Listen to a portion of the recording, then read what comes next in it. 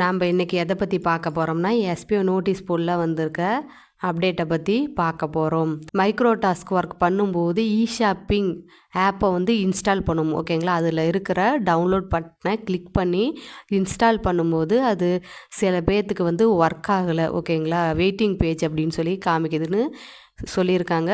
அது இஷ்யூஸ் வந்திருக்கு. அதுக்கு என்ன ஒரு சொல்யூஷன்னா, நீங்கள் வேறு ஒருத்தங்க மொபைலில் நம்ம போர்ட்டலோட லிங்க்கை ஷேர் பண்ணிக்கோங்க. ஓகேங்களா, வாட்ஸ்அப்பில் ஷேர் பண்ணிவிட்டு வேறவங்க மொபைலில் போய்ட்டு அந்த லிங்க்கை டச் பண்ணிவிட்டு உங்களோட டாஸ்க் பேஜுக்குள்ளே போய்க்கோங்க. டாஸ்க் பேஜில் போய்ட்டு உங்களோட அந்த போர்ட்டலில் இருக்கிற டவுன்லோடு பேஜை நீங்கள் கிளிக் பண்ணிங்களா அந்த மொபைலில் இன்ஸ்டால் பண்ணிக்கோங்க. ஓகேங்களா, இன்ஸ்டால் பண்ணி உங்களோட மொபைல் நம்பரை, அதாவது எஸ்பிஓவில் ரிஜிஸ்டர் பண்ணியிருக்க மொபைல் நம்பரை நீங்கள் கொடுத்து அதில் ரிஜிஸ்டர் பண்ணிக்கோங்க. அது எனக்கு பண்ண விருப்பம் இல்லைன்னா உங்கள் ஃபோன்லேயே வேறு ஒரு ப்ரௌசரில் நீங்கள் அந்த ஆப்பை இன்ஸ்டால் பண்ணிக்க. இல்லைங்களா, நீங்கள் உங்கள் மொபைலில் இருக்கிற அந்த ஹிஸ்ட்ரி எல்லாம் டெலீட் பண்ணுங்கள். மொபைலில் பேக்ரவுண்டில் டேட்டா யூஸ் ஆகிட்ருக்கும். அந்த மொபைல் பேக்ரவுண்ட் டேட்டாவை நீங்கள் கிளியர் பண்ணிங்களாவே போதும். உங்கள் மொபைல் சப்போர்ட் கொடுக்கும். ஓகேங்களா, இல்லைன்னா சில மொபைலுக்கு அந்த ஆப்ஸ் இன்ஸ்டால் பண்ணுற அந்த ஸ்டோரேஜ் கம்மியாக இருக்கும். ஓகேங்களா, அந்த ஸ்டோரேஜ் இல்லாத காரணத்தால் கூட உங்களால் இன்ஸ்டால் பண்ண முடியாது. நீங்கள் இந்த 3 ஸ்டெப்பில் நீங்கள் ட்ரை பண்ணி பாருங்கள். ஓகேங்களா, நெக்ஸ்ட்டு எடிகோர்ஸ் அந்த கோர்ஸ் 70% இப்போ ஆஃபரில் போயிட்டுருக்கு. அந்த ஆஃபர் இன்னமும் நமக்கு பெஸ்ட்டாக கொடுக்கறதுக்காக எஸ்பிஓவில் கேட்டிருக்காங்க. ஓகேங்களா, இப்போ அந்த 10,000 இருக்கிற அந்த கோர்ஸை நமக்கு 3,000 நமக்கு கம்மி பண்ணி கொடுத்துருக்காங்க. அந்த 3,000 இருந்தும் நமக்கு அந்த எடிகோர்ஸ் கோர்ஸ் கம்மி பண்ணுறதுக்கு எஸ்பிஓ சைடில் இருந்து கேட்டிருக்காங்க. அந்த ரிசல்ட் வந்ததும் சார் அனௌன்ஸ்மெண்ட் கொடுப்பாங்க. அதுக்கப்புறம் நிறைய பேர் வாங்கி யூஸ் பண்ணிக்கோங்க. டிஜிட்டல் இன்ஃப்ளூயனர் அண்ட் கண்டென்ட் ரைட்டருக்கு இது ஒரு பெஸ்ட்டு ஆப்பர்ச்சுனிட்டியாக இருக்கும். ஓகேங்களா, யாரெல்லாம் தெரியாது அப்படின்னு சொல்லி நினைக்கிறீங்களோ அவங்களாம் வாங்கி கற்றுக்கோங்க.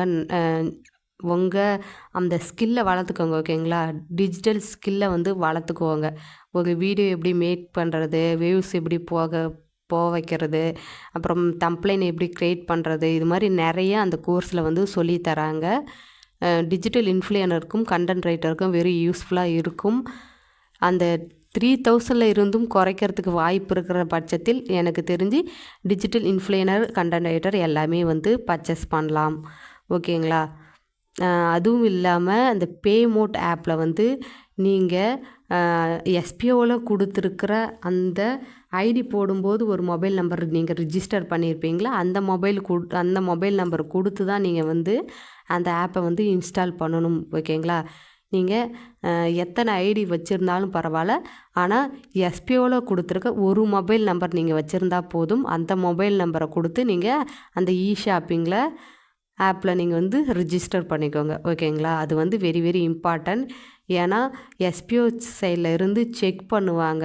ஓகேங்களா, நீங்கள் எஸ்பிஓவில் கொடுத்துருக்க அந்த ரிஜிஸ்டர் மொபைல் நம்பர் தான் கொடுத்துருக்கீங்களா அப்படின்னு செக் பண்ணுவாங்க. அப்படி செக் பண்ணும்போது அந்த நம்பர் கொடுத்துருக்காத பட்சத்தில் நீங்கள் பண்ண டாஸ்க் அந்த அமௌண்ட்டு டிவைட் ஆகிறதுக்கு கூட வாய்ப்பு இருக்குது. ஓகேங்களா, அதனால் நீங்கள் எஸ்பிஓவில் கொடுத்துருக்க மொபைல் நம்பரை அங்கே அப்டேட் பண்ணிவிடுங்க. சரிங்களா, அதுவும் இல்லாமல் அந்த பேமோட் ஷாப்பிங் ஆப்பில் இப்போ யாரும் பர்ச்சேஸ் பண்ணாதீங்க, சார் சொல்லுவாங்க. ஓகேங்களா, அதுக்கும் அந்த பேமோட் ஷாப்பிங் அந்த ஸ்பான்சர் கண்டென்ட் கொடுக்குறவங்கள்ட்ட எஸ்பிஓ சைடில் இருந்து கேட்டிருக்காங்க. ஓகேங்களா, எஸ்பிஓ மெம்பர்ஸ்க்காக அதுலேயும் சில சலுகைகள் நமக்கு கொடுப்பாங்க, சில ஆஃபர்ஸ் கொடுப்பாங்க. அதுக்கப்புறம் நம்ம அதில் பர்ச்சேஸ் பண்ணிக்கலாம்.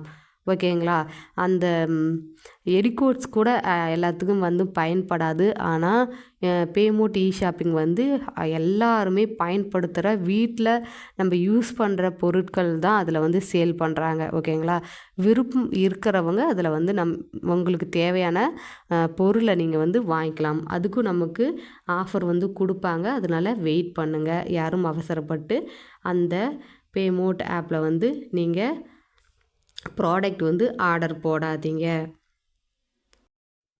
நெக்ஸ்ட்டு வந்து டீம் செலெக்ஷன்.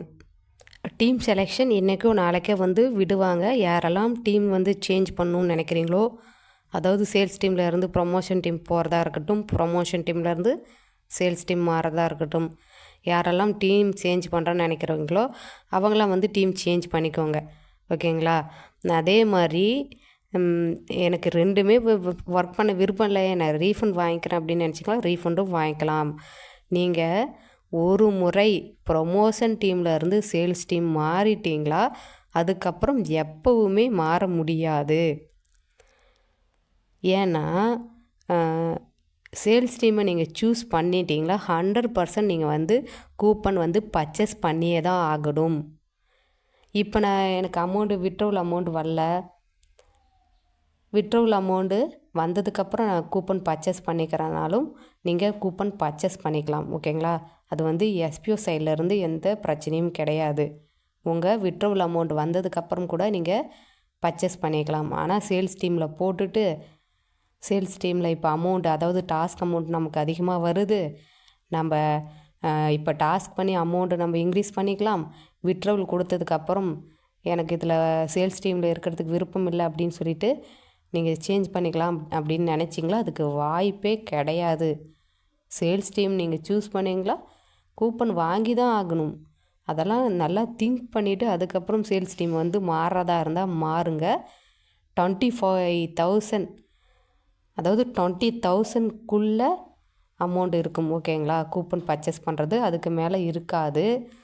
கிளியராக நான் எக்ஸ்பிளைன் பண்ணிட்டேன். என்னென்னா, ஒரு டைம் நீங்கள் வந்து சேல்ஸ் டீமில் சேஞ்ச் பண்ணிட்டீங்களா, நீங்கள் கூப்பன் பர்ச்சேஸ் பண்ணியே தான் ஆகணும். அப்படி நீங்கள் சேல்ஸ் டீமில் மாறிட்டு விட்ரவல் கொடுத்தா நமக்கு அதிக அமௌண்ட் வரும் அப்படின்னு நீங்கள் விட்ரவல் கொடுத்தாலும், நீங்கள் அதுக்கப்புறம் கூப்பன் பர்ச்சேஸ் பண்ணாமல் விட்டுட்டாலும், அந்த விட்ரவல் கொடுத்த அமௌண்ட் வந்து உங்களுக்கு ப்ரொமோஷன் டீமுக்கு எவ்வளோ அமௌண்ட் வருமோ அவ்வளோ அமௌண்ட்டு தான் உங்களுக்கு வரும். ஓகேங்களா? சார் வந்து தெளிவாக இன்றைக்கி மதியானம் நோட்டீஸ் போர்டில் அனௌன்ஸ்மெண்ட் கொடுத்துட்டாங்க. நான் சில வார்த்தைகள் அதில் வந்து மிஸ் பண்ணிட்டாலும் உள்ள வந்திருக்கிற ஆடியோவை கேளுங்க. ஓகேங்களா? டீம் செலெக்ஷனை பற்றி சார் வந்து தெளிவாக சொல்லியிருக்காங்க. எல்லோரும் யோசித்து டீம் செலெக்ஷன் பண்ணுங்கள். உங்களால் கூப்பன் பர்ச்சேஸ் பண்ண முடியலன்னா நீங்கள் சேல்ஸ் டீம் வந்து சூஸ் பண்ண வேண்டாம். நெக்ஸ்ட்டு வந்து எஸ்பிஓ கேக்கல நீங்கள் கேட்கக்கூடாத கொஸ்டின்ஸ் என்னென்னா, நான் வந்து ஐடி ட்ரான்ஸ்ஃபர் பண்ணணும், இமெயில் ஐடி வந்து சேஞ்ச் பண்ணணும், மொபைல் நம்பரை சேஞ்ச் பண்ணணும், அக்கௌண்ட் வந்து சேஞ்ச் பண்ணணும், இது மாதிரி நீங்கள் வந்து எஸ்பிஓவுக்கு மெசேஜ் பண்ணக்கூடாது. இதெல்லாம் நீங்கள் பண்ணக்கூடாது. ஏன்னா எஸ்பிஓ வந்து இது வரைக்கும் கொடுத்த அந்த ஸ்டேட்மெண்ட் வந்து இன்னும் 1 மந்த்துக்கு இந்த ஸ்டேட்மெண்ட்டு தான் கொடுக்கணும் அப்படின்னு சொல்லியிருக்காங்க. ஓகேங்களா? அதனால் எதுவும் மாற்றுறதுக்கு வாய்ப்பு இருக்காது. இப்போ எப்படி நீங்கள் யூஸ் பண்ணுறீங்களோ, ஐடிஸ் யூஸ் பண்ணுறீங்களோ அதே மாதிரி தான் யூஸ் பண்ணணும். ஓகேங்களா? இதை இந்த ஐடிலாம் ட்ரான்ஸ்ஃபர் பண்ணுறதுக்கு அதுக்குன்னு ஒரு வாய்ப்பு கொடுப்பாங்க. அப்போ நீங்கள் வந்து சேஞ்ச் பண்ணிக்கோங்க. இன்னும் 1 மந்த்துக்கு எதுவுமே சேஞ்ச் பண்ண முடியாது. ஓகேங்களா? வேறு ஒருத்தங்க ஐடி நீங்கள் யூஸ் பண்ணுறீங்களோ அப்படியே யூஸ் பண்ணிக்கோங்க. அப்படி ஏதாவது முக்கியமானது தவிர்க்க முடியாத காரணத்தினால நான் வந்து மொபைல் நம்பர் சேஞ்ச் பண்ணுறேன், இல்லைன்னா இமெயில் ஐடி நான் சேஞ்ச் பண்ணுறேன், இல்லைன்னா ஐடி ட்ரான்ஸ்ஃபர் பண்ணணும் அப்படின்னு தவிர்க்க முடியாத காரணம். ஓகேங்களா? முக்கியமான காரணத்தினால நீங்கள் பண்ணுறீங்கன்னா அதை நீங்கள் வந்து கமாண்டர்ஸுக்கு தெரியப்படுத்தினீங்களா, கமாண்டர்ஸ் வந்து அட்மின் டீமுக்கு வந்து தெரியப்படுத்திடுவாங்க. ஓகேங்களா? முக்கியமானதாக இருக்கணும். அதாவது அட்மின் டீம் வந்து அதை ஏற்றுக்கிற பட்சத்தில் இருக்கணும். ஓகேங்களா? ஓகே, நம்ம இதை மாற்றி கொடுக்கலாம் அப்படின்ற அந்த ஒரு ஏற்றுக்கிற அந்த அந்த அளவுக்கு வந்து நீங்கள் கொடுக்குற அந்த காரணங்கள் சரியாக இருக்கணும். ஓகேங்களா?